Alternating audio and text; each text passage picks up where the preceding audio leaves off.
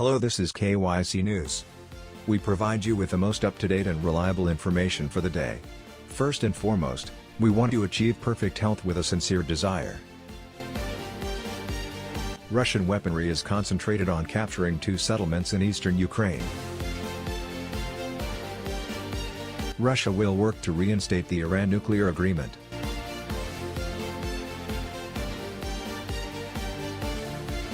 Boris Johnson rejects crazy notion of resigning if the Conservatives lose the by-elections. Russian weaponry is concentrated on capturing 2 settlements in eastern Ukraine. In an attack that might cut off supplies and encircle some frontline Ukrainian forces, the Russian military increased its takeover of territory in eastern Ukraine on Thursday by seizing 2 villages and fighting for control of a crucial highway, according to British and Ukrainian military officials. In order to prevent being encircled as Russian forces sent in reinforcements and concentrated their firepower in the area, Ukrainian forces withdrew from some areas close to the city of Lysychansk, the most recent significant battleground in Russian President Vladimir Putin's war against Ukraine, according to the British Defense Ministry. According to the General Staff of Ukraine, Russian soldiers seized Loskudivka and Ryo-Alexandrivka villages and were attempting to seize Sirotyn outside of Severodonetsk. Russian soldiers have been bombarding Severodonetsk, the administrative hub of the Luhansk region, for weeks with artillery and airstrikes while engaging in house-to-house combat with the Ukrainian army. Around 500 civilians were also taking refuge at the Azov chemical factory, where Ukrainian forces are still entrenched. Lysychansk, which is situated on a precipitous riverbank and faces Severodonetsk, was also the target of the Russian offensive. Russian forces have probably moved more than 5 kilometers, 3 miles, towards the southern approaches of Lysychansk since Sunday, the UK Ministry of Defence reported in its intelligence assessment on Thursday. According to the statement, several Ukrainian units have withdrew, perhaps to escape being besieged.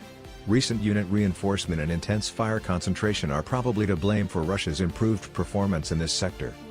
According to the Ukrainian military, the Russians were also advancing to occupy the hills that overlooked the highway connecting Lysychansk with Bakhmut in an effort to cut off Ukrainian forces' supply routes.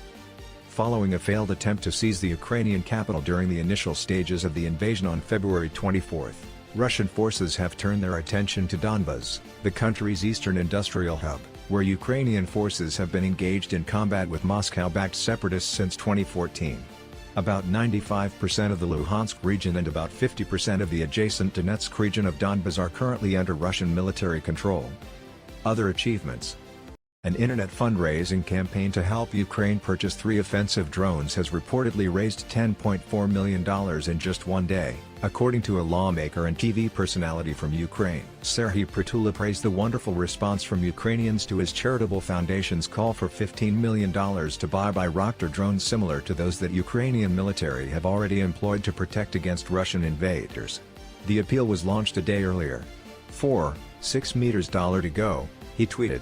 There is already a national crowdfunding campaign for the People's Bayraktar initiative. Make it international, then. The president of Lebanon consults to choose a premier. Following the parliamentary elections last month, the president of Lebanon started discussions with members of parliamentary blocs on Thursday in order to appoint a new prime minister. To establish a new cabinet that will rule until the end of October, when President Michel Aoun's 6-year tenure expires, outgoing Prime Minister Najib Mikati is anticipated to receive the greatest level of support from lawmakers. Due to political wrangling, forming a cabinet in Lebanon typically requires months, thus the billionaire premier may find it challenging to do it during his brief term. Nawaf Salam, a former representative of Lebanon to the United Nations, is another candidate for the position and has the support of certain independents, the Nationalist Kataib Party, and the coalition led by Druze leader Walid Jumblat. The IMF and the new administration will continue discussions over an economic recovery plan for Lebanon, which is experiencing its worst economic and financial crisis in modern history. The influential Hezbollah organization, which is supported by Iran, and its Shiite ally, the Amal Movement of Parliament Speaker Nabi Berri, support Mikati. Some legislators who are Sunnis have backed Mikati as well. While it's unclear who the coalition led by Aoun's Free Patriotic Movement will choose, one of the 2 main Christian blocs, the Saudi-backed Lebanese Forces Party, stated it won't announce any candidates. Legislator Gibran Basil, the leader of the FPM, declared he would not identify Mikati. A number of lawmakers have said that they will not name a candidate for the position of prime minister.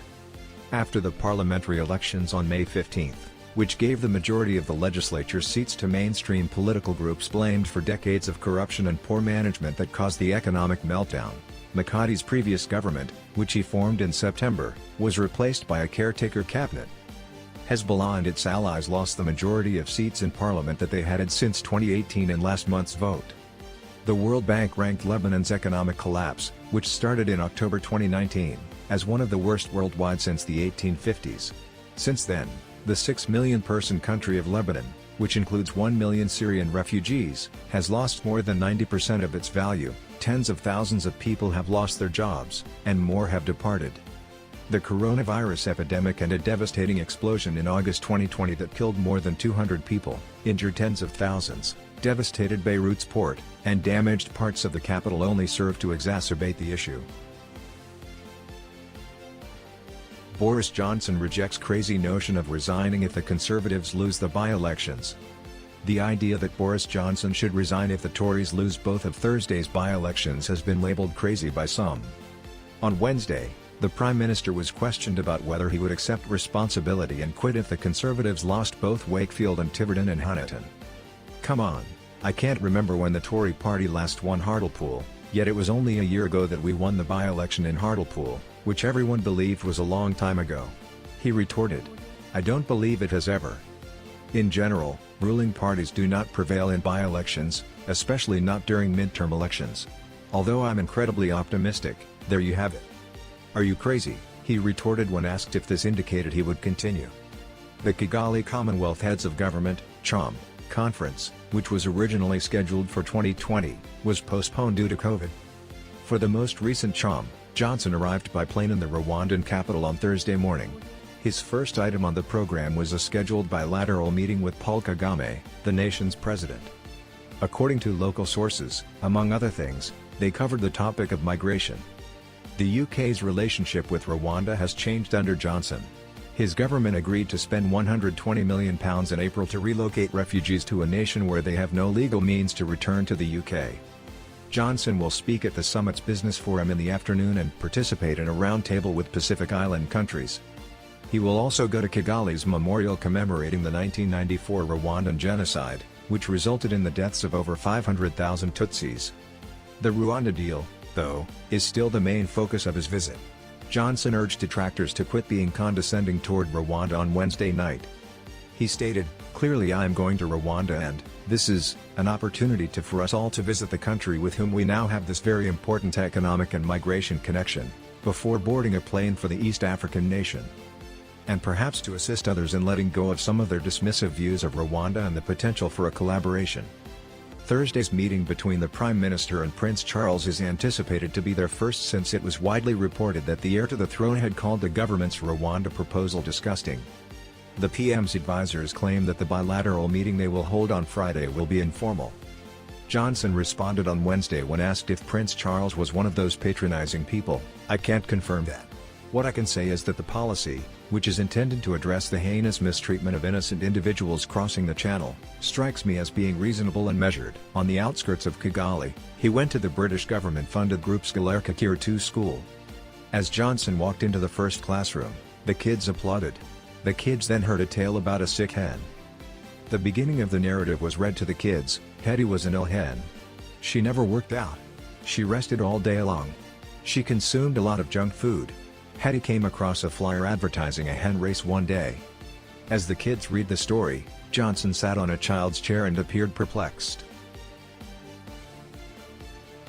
Russia will work to reinstate the Iran nuclear agreement. Russia's foreign minister stated on Thursday that Moscow will tenaciously keep up its attempts to salvage the Iran nuclear deal. Sergei Lavrov stated there is no guarantee that the U.S. will resume implementing the Joint Comprehensive Plan of Action, JCPOA, also known as the Iran nuclear deal, during a press conference in Tehran. "We will seek the restoration of the JCPOA strictly in its original configuration, as it was adopted in 2015 by the resolution of the UN Security Council," Lavrov stated. "This necessitates the cancellation of all illegal anti-Iranian sanctions," he continued. When questioned about the shipment of grain from Ukraine, Lavrov stated that even the United States and international organizations acknowledge that there is no direct link between Russia's special military operation and the problem of exports of Ukrainian goods. If Ukraine had found a solution to the mine clearance issue, he claimed, efforts by the UN and Turkey to organize grain shipment would have been accomplished long ago. He claimed that Russia, for its part, ensures the security of ships going from Ukrainian ports to the Bosphorus. Israeli airstrikes on a civilian airport in Damascus, Syria, were denounced by the foreign minister. According to him, the attack rendered it hard to supply humanitarian aid. He recalled that Russia had brought up the matter in the UN Security Council and requested that Israel follow the UN resolution on humanitarian aid for Syria. He made a commitment that Moscow would continue to press Israel to refrain from such actions. Lavrov responded that it is one of the contradictory concepts supported by the US when asked about plans to establish an integrated Israeli Arab air defense system against Iran. Realistically, the US and Iran are hoping to secure a final agreement in Vienna.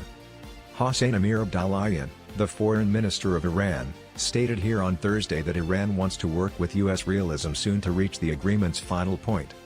Amir-Abdollahian made the comments on Thursday while participating in a press conference with his Russian counterpart Sergei Lavrov.